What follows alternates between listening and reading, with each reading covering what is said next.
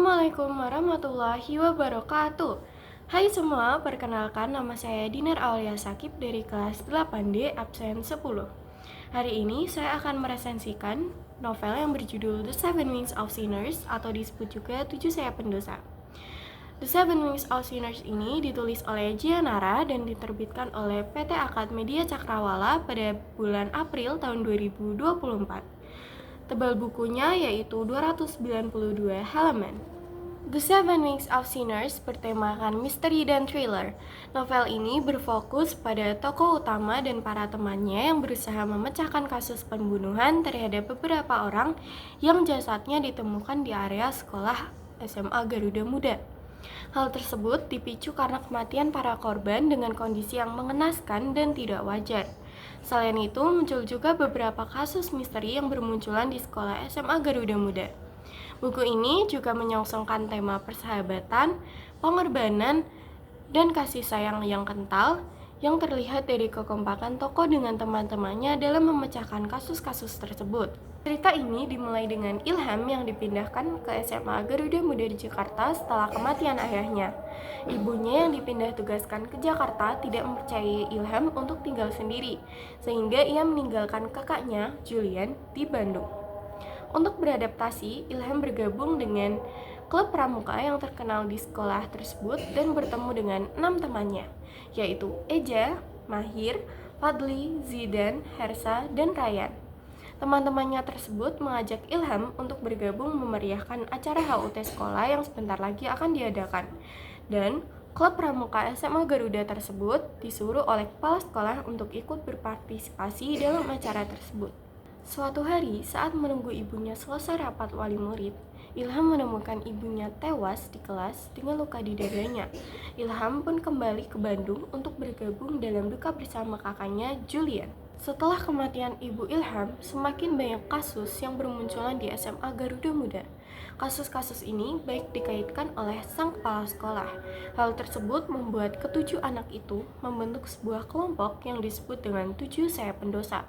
Kelompok 7 Sayap Pendosa dibentuk untuk mengungkapkan kebusukan yang telah dilakukan oleh kepala sekolah pada saat HUT sekolah.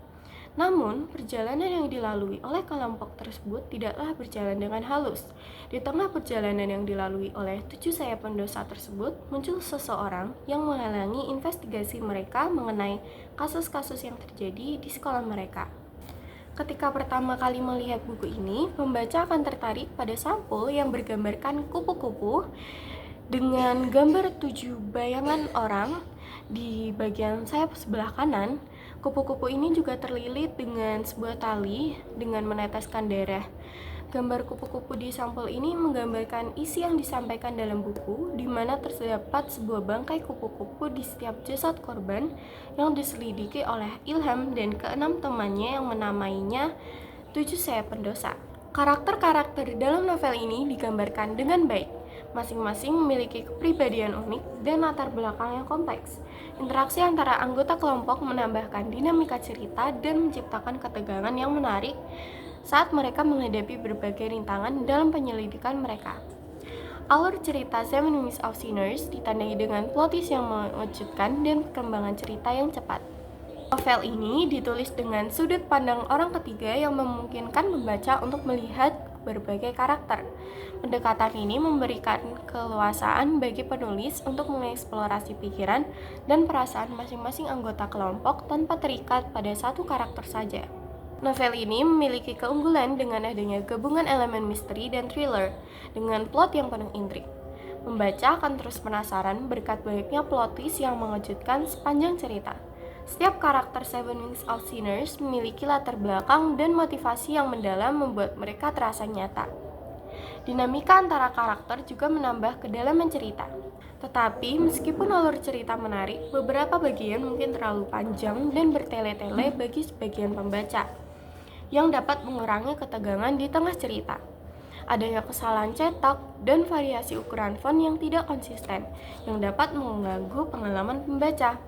Terdapat pula kesalahan penulisan format sandi Morse yang seharusnya menggunakan tanda miring untuk memisahkan kode pada setiap huruf.